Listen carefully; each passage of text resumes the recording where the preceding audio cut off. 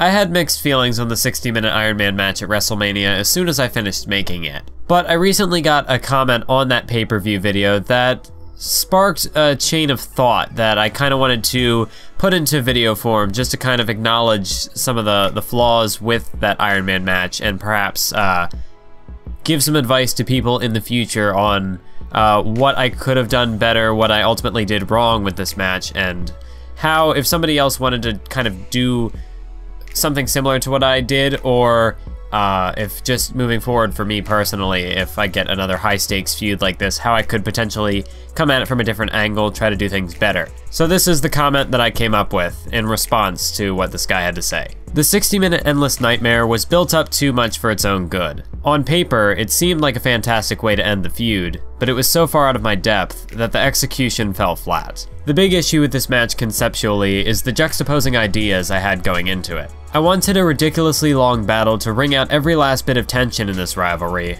but I also wanted it to be brutal and fast-paced. Basically, I wanted a street fight disguised as an Iron Man match, but those two stipulations don't really mix. One is meant to be a quick burst of action, the other a battle of endurance. The end result of combining these two concepts is that I failed to fully realize either, and wound up with this middle-of-the-road mess. I underestimated the time limit and just how difficult it would be to meet it. When I ran out of ideas for spots, I fell back on finishers. I generally hate spamming finishers because they make the move itself look weak, and by making both superstars look insanely powerful by kicking out of these finishers, it in turn weakens both superstars because they lack that big impact move to drive the match home. The reason why I didn't have more pinfalls in the match was because I felt as though repeating falls would be boring, not realizing that it was the act of repeating finishers that made it repetitive in the first place. As for the finish, it was supposed to feel anticlimactic. I wanted you to feel robbed because Seth Rollins was basically stealing the win with that roll-up.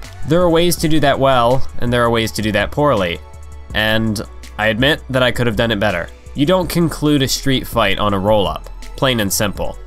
If I had emphasized the endurance aspect of the Iron Man stipulation and stayed within the rules, using less finishers and high spots, I think it would have worked. The problem again ties back to the clash of ideas that was the 60-minute Endless Nightmare. What irks me the most is that I could have made the match just a little better even if I had stuck with this mixed bag. The match wasn't supposed to go into overtime. That was the whole purpose of making it an Iron Man match. I wanted to draw out the tension with false finishes before having Rollins sneak in for the roll-up at the last possible moment. Letting the match roll into overtime kills that tension, because it was just a regular match at that point. This ties into the Best of 7 series that Cesaro and Sheamus had a while back. By drawing everything out to the 7th match and then ending it in a draw, it makes every match that came before it pointless because the ultimate conclusion is nothing. You're back to where you started. So it really just devalued the entire Best of series, all 6 matches that came before it, and even the 7th match, because the whole point of the Best of 7 series was to have a definitive outcome, and nothing came out of it. It's the reason why when I look at my recent Beat the Clock tournament, I got a suggestion that maybe I should have had Samoa Joe tie the time and have a final showdown between Joe and Styles. But I feel as though that devalues the idea of the tournament because the whole point of a tournament is to crown a #1 contender, and if you end it in a dodgy way where you have 2 winners, then, I mean, I did this as well in the World Heavyweight Championship tournament where we had this triple threat in the final. It was just kind of awkward. But when you don't have a definitive winner of a tournament, which the whole purpose of a tournament is to find a definitive challenger for this World Championship, everything that comes before it is devalued because you didn't get what you were looking for, and you're ultimately back at square one. With a tournament, it would be a little bit different because you have perhaps 8, maybe 16 superstars, you know, depending on how many different. For this Beat the Clock, I had 8 superstars, so it cut 6 superstars from the field, but still finishing with 2 instead of 1, it doesn't really work. For this Iron Man match, having Ambrose and Rollins go at it for 60 minutes and then not finishing the match within the 60 minutes, it devalues all of that because now you're just stuck at a standard match. The first one to get the pinfall wins, and it's just an ordinary match. Shawn Michaels and Bret Hart made it work for their Iron Man match because nobody even knew that you could go into overtime. Nobody suspected that it would be a draw because these guys were fighting for 60 minutes.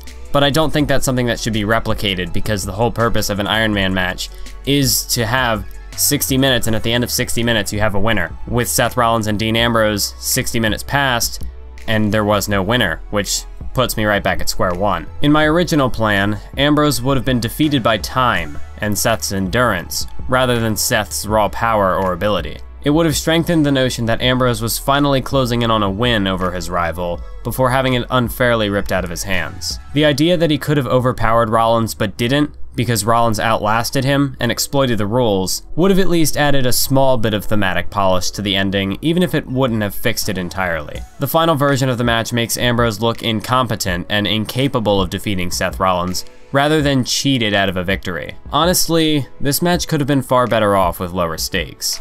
CM Punk and Daniel Bryan was easily my favorite match on the WrestleMania card, and it was just a standard exhibition match. The stakes of the feud weren't nearly as high as Rollins-Ambrose, but the match was far superior on a technical level. CM Punk didn't even hit the GTS during the match, but he didn't need to. That match was all about emphasizing the impact of each move, rather than how much time was left on the clock. The reason why the Pepsi plunge spot worked was because it could have ended the match. Rollins busting out the vertebreaker, or Ambrose using the burning hammer, would not have immediately ended the match. Time was still on the clock. My only saving grace is that this isn't the final chapter for these two men. In a way, it's only the beginning. Wrestling rarely has a set endpoint, so I can learn from my mistakes and use that knowledge to improve the stories of these two superstars moving forward. Dean Ambrose has a career on SmackDown to look forward to, Seth Rollins has a career on Monday Night Raw to look forward to, and I've definitely got storylines planned out for these two in the future, so at the very least, I could use this mistake from this Iron Man match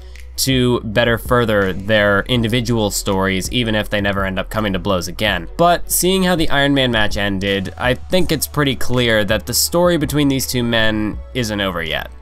So I hope you enjoyed this insight into my attitude towards the Iron Man match. Like I said, I never considered it to be the best match on the card. I always had sort of mixed feelings toward it, but it was only just recently that I fully realized where I went wrong with it and how I could have improved it for the future, and I really wanted to capture that in a video. I feel like that's what Behind the Universe is all about, is figuring out what I did wrong and how that could have been done better, how I could perhaps revisit something like that, only do it right by avoiding the mistakes that I made previously. Because it's easy to say, well, this thing is bad, but it's a bit more difficult to point out exactly why it's bad, and even more so, how to fix it. So thank you for joining me for this introspective look at the Endless Nightmare, the 60-minute Iron Man match. I will catch you next time with hopefully something more. Technically, this was like half scripted because it was a comment, but next time I'm looking to get more of the pretend it never happened, what could have happened, those sort of videos back rolling out. I'm not gonna pretend that that's going to be anywhere in the near future, because I have no idea when I'm going to get the next part done, but it'll be done when it's done, so you'll just have to bear with me for now. Until next time, keep on YouTubing.